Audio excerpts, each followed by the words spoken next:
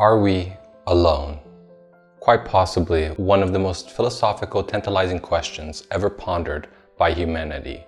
Even great minds like Aristotle were thinking when they were looking up at those twinkling stars, is humanity really alone? And though many cultures may have at one time assumed the stars to be the spirits of their ancestors, we now know a whole lot more. Not only the fact that these are stars, just like our sun, but that they could potentially harbor other water-bearing planets like Earth, and to quite a large quantity, to say the least. And though there are some who may claim that we have yet to find evidence of extraterrestrial life, it certainly wasn't for a lack of efforts. Rest in peace, Arecibo.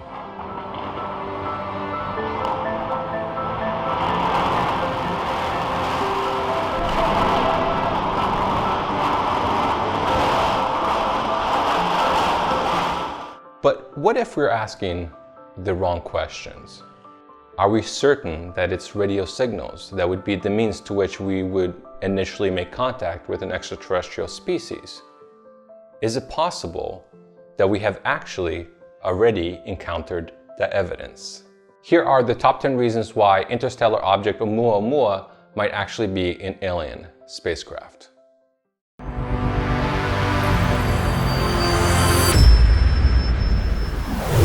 Oumuamua's trajectory deviated from the expected gravitational trajectory around the Sun by 0.1%, which is actually extremely significant.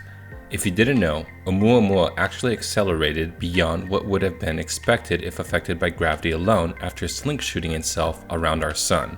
The type of acceleration Oumuamua experienced, excluding the forces of gravity itself, has only been seen when comets evaporate, with the gas outpouring serving as a form of propulsion. In Oumuamua's case, it was estimated that at least 1/10 of its total mass would need to evaporate for such an acceleration to even be feasible. The only problem is that such an expensive evaporation would have been easily detected by cometary debris, a comet's tail, so to speak. No such tail was ever detected with Oumuamua. Strange? Yes, very strange indeed.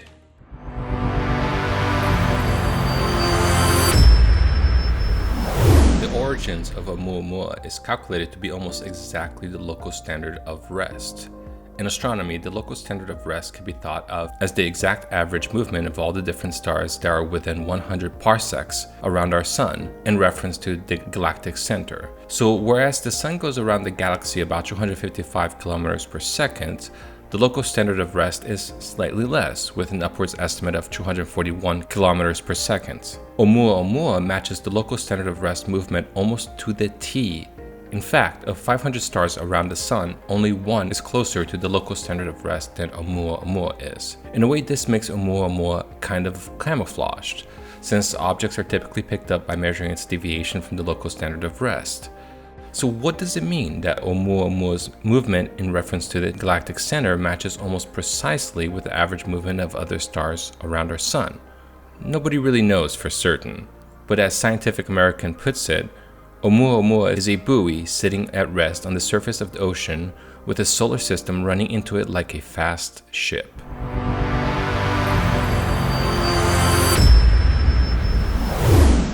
Oumuamua is way too fast. Most astronomers assume that if an interstellar object were to exit its system, it would do so in the very outer regions of the system where an increase of less than 1 kilometer per second could nudge it out of its parent star's orbital pole. In these hypothetical scenarios, the total speed of the object would need to be around the velocity of its parent star relative to the local standard of rest, which for most stars like the Sun is around 20 kilometers per second, and usually no greater than 30 kilometers per second. Oumuamua, however, was traveling a whopping 87.3 kilometers per second, which seems to defy the nudge out of the solar system idea. It's safe to assume that whatever propelled this object out of its original solar system was likely a rare event.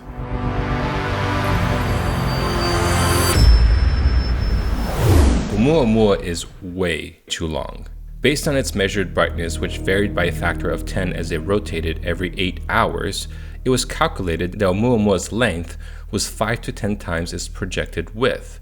It would be one thing for Oumuamua to be the #1 longest object ever recorded in our solar system. It's a whole nother feat to be 2 to 3 times longer than the second longest object ever recorded. So if this was an 800-meter race with thousands of competitors racing, Oumuamua would have won the race before the second place competitor even finished their first lap.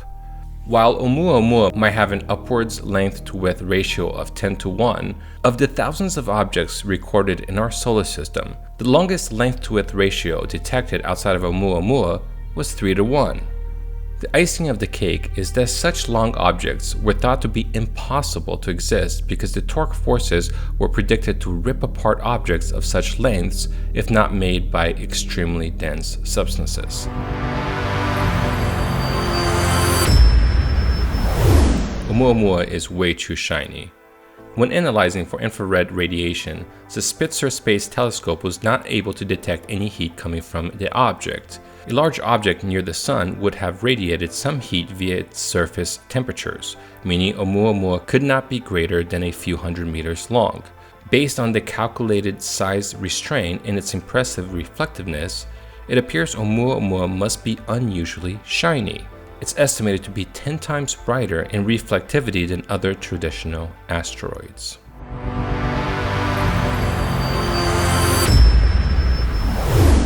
Oumuamua should not have been detected. Yes, that's right. Given that Oumuamua is so small, the chances of us detecting an interstellar object by chance in the amount of space that was being monitored implies a much greater interstellar asteroidal frequency than is thought to otherwise exist. Finding Oumuamua was like finding a needle in a haystack if it were assumed to simply be a chance occurrence interstellar asteroid. The fact that we were able to find it, and it also happened to be the longest and fastest object ever detected, was something akin to hitting the lottery 3 times in a row.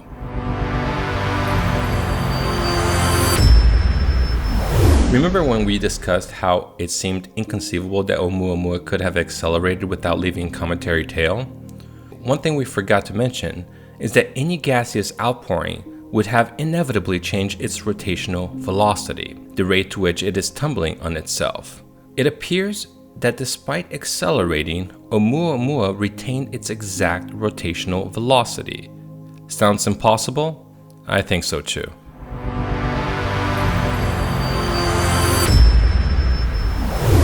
Oumuamua's trajectory in reference to the Sun is strange to say the least. It's one thing for an interstellar object to come into our solar system and not get trapped by Jupiter or the Sun itself. It's a whole nother thing to do so while getting as close as Oumuamua did to this Sun.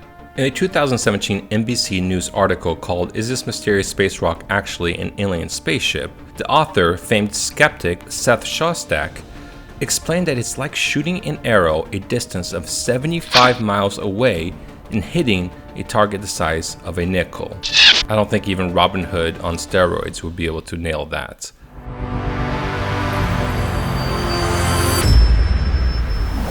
Oumuamua seems to defy all natural explanations. In a 2020 Scientific American article titled "Mystery of Interstellar Visitors, Oumuamua Gets Trickier," the author proposes a theory by Yale astrophysicist Gregory Laughlin that perhaps one natural explanation is that the object is made out of hydrogen molecules, H2, that have been solidified from an area of our galaxy called the molecular cloud. Also termed hydrogen icebergs, these objects would require an extremely cold temperature to stay intact. How cold? 434.45 degrees Fahrenheit, which is only 14.01 degrees above absolute zero.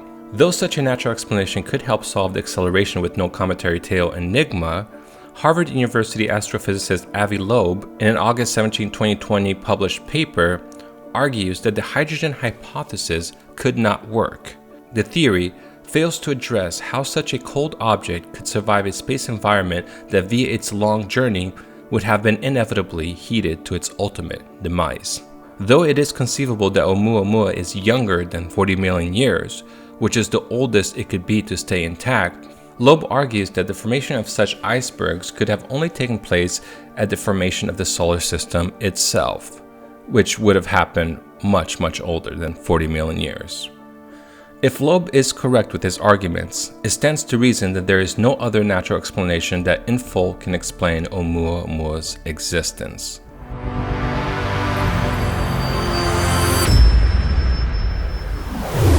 Though the least scientific reason of all, this is perhaps my favorite because it derives from one of my favorite movies of all times. Remember Contact, one of Carl Sagan's best-selling books which was later turned into a movie? Well, according to the story as written by Carl Sagan, the main character Eleanor Arroway discovers an undeniable signal from outer space, the first proof of extraterrestrial existence Earth had encountered. Do you remember which star the signal came from? If you can believe it, it was Vega from the Lyra constellation, which just by incredible chance happens to be the same star that Oumuamua is said to have come from in its long journey to our solar system. It begs the question, so what exactly did Carl Sagan know anyway? A great quote that goes somewhat in contrast to what Carl Sagan once said when he said, "Extraordinary claims require extraordinary evidence," as mentioned by Scientific American, is one of the fictional character Sherlock Holmes, who said, "When you have excluded the impossible, whatever remains, however improbable, must be the truth." Wow, ladies and gentlemen, I have to admit, I think those reasons are beyond compelling. I think every single one of those reasons is in and of itself a reason to actually wonder whether this object could indeed have been from an intelligent species outside of Earth itself. But it's not even the reasons in and of itself. It's the accumulation of all these unbelievable coincidences that makes this perhaps a historic event for signs, so to speak, that we are not alone. Anyways, if you like this episode, please do a favor and like it or share it to your friends and family members if you see fit. And at the end of the video, I'm gonna post some links to some pyramid videos that we did recently that is nonetheless fascinating and could in itself be an indicator of a highly intelligent species that had somehow influenced humanity, whether there be another human culture that we have yet to recognize, or as some might have actually believed, been another sign of extraterrestrial intervention. Thank you so much for following Second Earth. This is Felipe speaking, signing out.